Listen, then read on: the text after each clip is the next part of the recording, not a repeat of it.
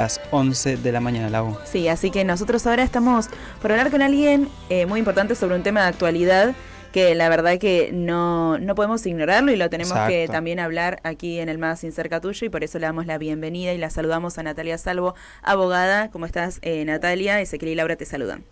Hola, ¿qué tal? ¿Cómo están? Buen día. Buen día, Natalia. También mencionamos, también es docente universitaria. Sí. Natalia, te agradecemos por estos minutos con la radio municipal de Florencio Varela.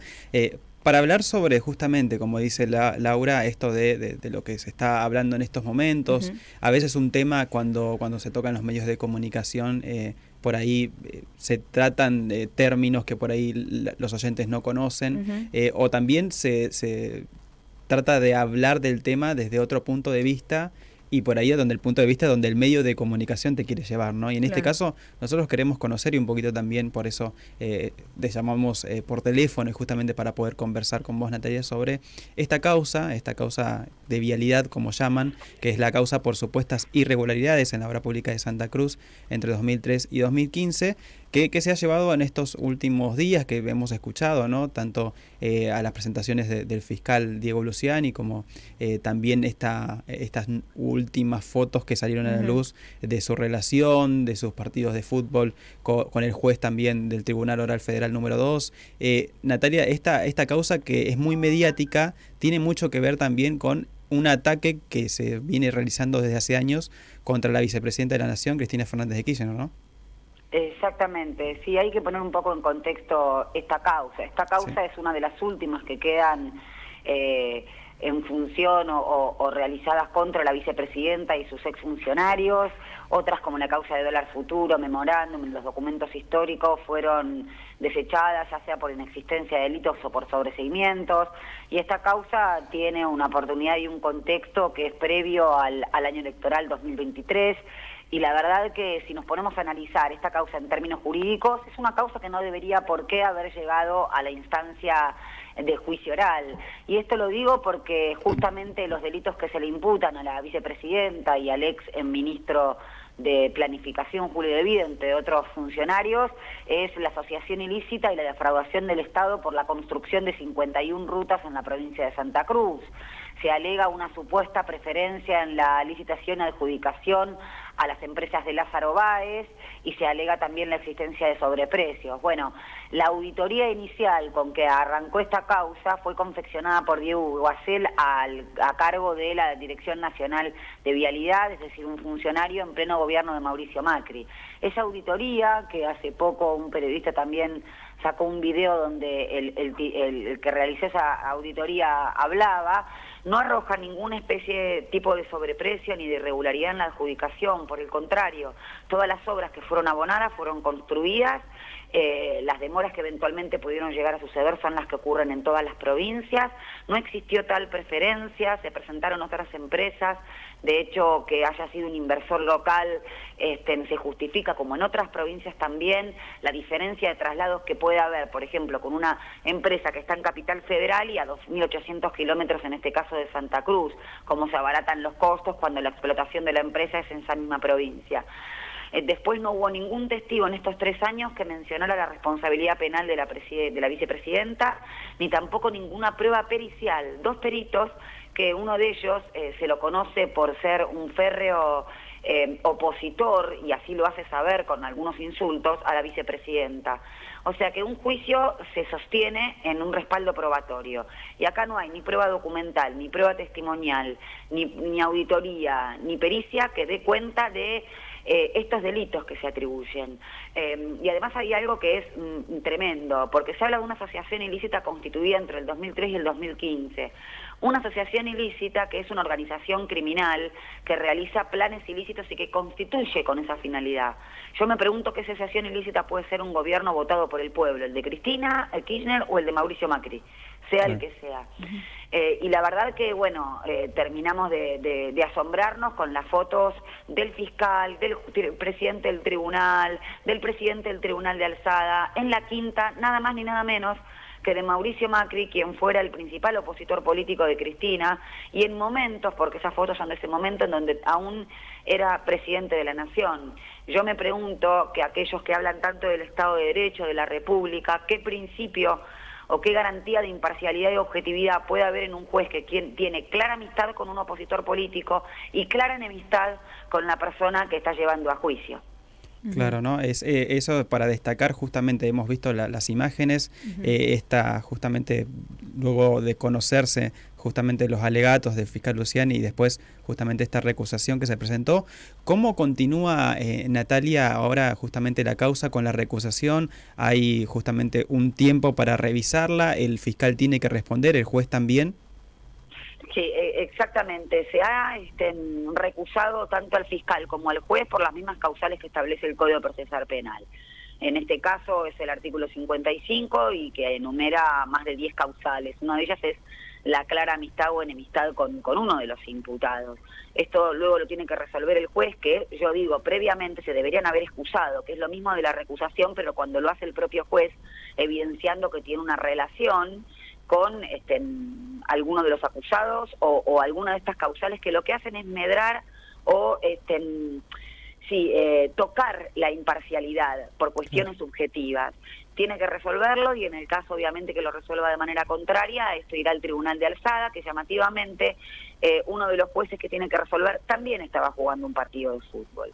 Por eso hablamos de una justicia, un poder judicial que está totalmente cooptado por cierto sector del poder real y que la verdad no tiene ningún tipo de independencia y que parece que tienen sus propios códigos, porque hay normas internacionales incluso que imponen un código de ética y conducta para los magistrados y los fiscales y que desaconsejan totalmente las reuniones que no tengan un estricto carácter protocolar.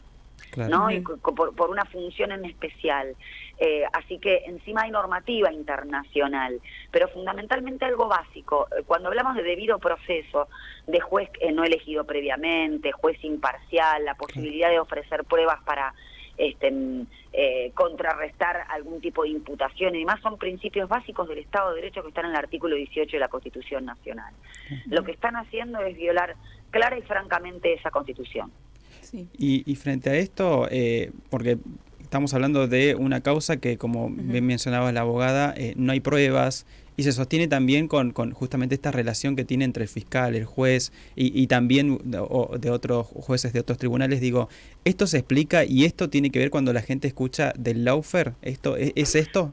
Exactamente, el lawfare es una guerra jurídica, es decir, la ley y los tribunales empiezan a ser un instrumento con finalidades ilícitas. Este instrumento puede ser la persecución con finalidades de proscripción, la persecución para disciplinar, y la guerra jurídica no puede llevarse a cabo solamente con un sistema de justicia, tiene que hablar en una gran complicidad o contubernio con medios de comunicación masivos que instalen ya previamente a una sentencia judicial la noción de culpabilidad mancillando el honor o la inocencia de personas que son llevadas a juicio. La inocencia se revierte solamente con una sentencia firme, es decir, que pase por todas las instancias, no porque lo diga la televisión. Sin embargo, en esta alianza entre medios de comunicación masivos, sistema de justicia y algunos referentes políticos que son los que inician esta causa, la finalidad es la proscripción, como vimos en Brasil, o simplemente el disciplinamiento, el encarcelamiento de representantes de mayorías. Entonces, esto hay que tenerlo bien presente porque es una nueva modalidad de persecución o de disciplinamiento. Antes, los sistemas económicos o los modelos económicos de exclusión se instalaban a través de terrorismos de Estado. Hoy en día es esta la nueva modalidad. Le comentamos a los oyentes que estamos hablando con Natalia Salvo, abogada, docente y abogada, para consultarle, ¿no? Y para los oyentes que nos están escuchando muchas veces, en estos días sobre todo se estuvo escuchando el término que el proceso judicial está mal. ¿Qué significa? Para comentarle a los oyentes que nos están escuchando. Bueno, que está mal significa que no se cumplieron justamente los principios básicos que tiene que tener cualquier proceso. Un juez no elegido previamente, un juez imparcial, posibilidad de ofrecer pruebas. Fijémonos que, por ejemplo, Cristina Fernández quiso que se periten las 51 obras en las cuales le atribuyen irregularidades, lo cual es lógico y sucede en cualquier juicio. Están imputando la irregularidad en la adjudicación de 51 obras, pues que se periten esas 51.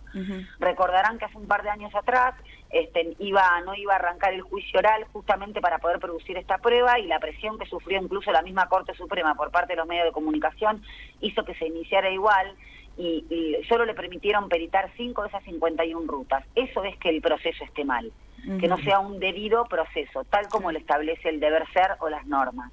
Entonces, la justicia no es un proceso medieval que se guía por la íntima convicción o por mi pensamiento político o por las emociones. Es un proceso que está regido por leyes y las leyes son normas objetivas que se aplican a todos los que están en una misma situación por igual. Bueno, eso es lo que no está sucediendo en este caso. Y por último, para ir cerrando, y le agradecemos a la abogada Natalia Salvo sobre esta causa, ¿no? La causa vialidad y sobre todo justamente con los que se menciona últimamente en los medios de comunicación. ¿Qué rol cumplen los medios de comunicación hoy en día, sobre todo aquellos monopolios de la comunicación que tratan de direccionar siempre para un mismo lado? Bueno, el rol que cumplen es justamente instalar la existencia de una justicia, como digo yo, paralela. Una justicia que es la que se ve en los canales de televisión. Parece ser que hay una idea que es a la que hay que probar. Cristina, por ejemplo, es culpable. Y los procesos son al revés. Se atribuye la responsabilidad de un delito y es un proceso de conocimiento y de clarificación a través de pruebas que puede resultar en la culpabilidad o una inocencia. Acá, cuando hay esa sensación de que qué impunidad no salió declarada culpable, es porque ya hay una instalación previa de que existe esa culpabilidad. Y uno puede tener la íntima convicción que sí o que no, no importa, da igual, pero el que lo determina en un Estado de Derecho es un juez imparcial con un proceso y con pruebas que así le acreditan y reviertan el principio de inocencia. Exacto. La verdad que, abogada, le agradecemos por estos minutos con la radio municipal. Antes de despedirla, hoy va a haber un encuentro, ¿no?, de abogados populares junto a Héctor Recalde.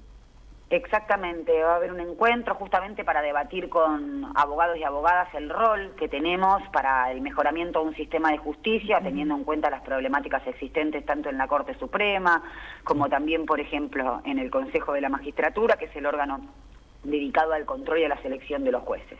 Así que bueno, quienes quieran, los abogados que se quieran acercar, vamos a estar en Alsina 1465 a partir de las 19 horas. Así es. Le agradecemos estos minutos con la radio municipal de Florencio Varela, abogada. No, muchas gracias a ustedes. Allí escuchábamos la palabra de la abogada Natalia Salvo, que nos comentaba un poquito justamente cómo sigue el curso de la causa vialidad contra la vicepresidenta, contra la vicepresidenta Cristina Fernández de Kirchner, expresidenta, y sobre todo también con varios funcionarios de su gestión sobre estas obras que se llevaron a cabo entre 2013 y 2015 en la provincia de Santa Cruz.